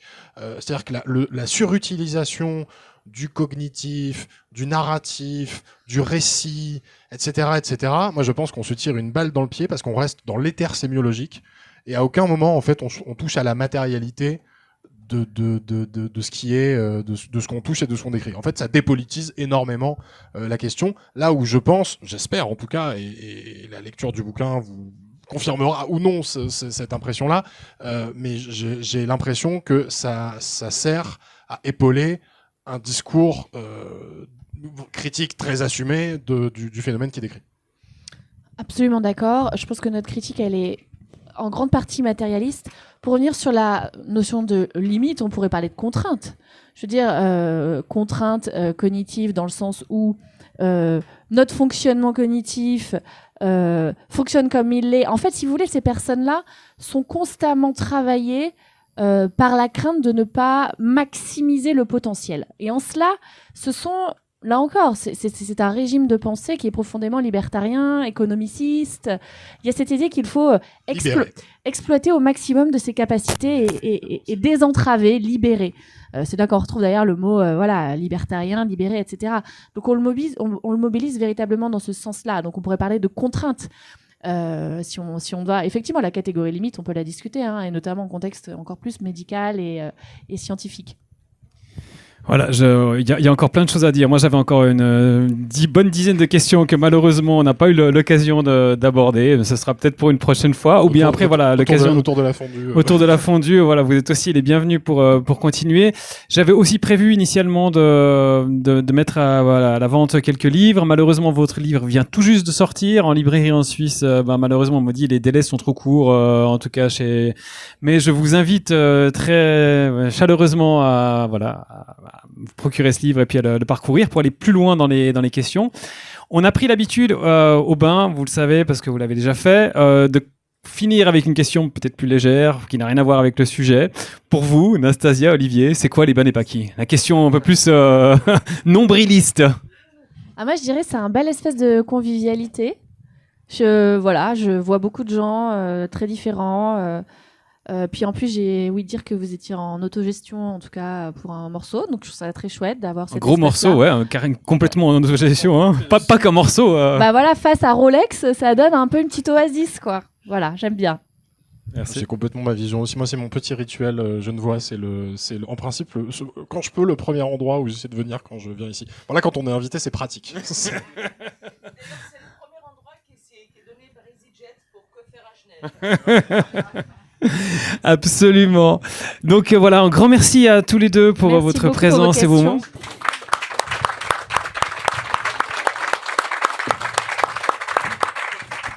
Un grand merci aussi à Jeff derrière, notre magicien du son et de l'image. Un grand merci à vous toutes et tous. Un merci aussi, grand merci justement à l'AUBP, l'association qui gère les Banepaki et qui permet notamment ce genre d'événements gratuits tout au long de l'année, parmi plein d'autres. Voilà, je crois que j'ai remercié tout le monde, le groupe Culture et toutes les personnes impliquées. Je vous souhaite un très bon dimanche et puis à tout bientôt. Merci. Merci Eric. Merci Eric.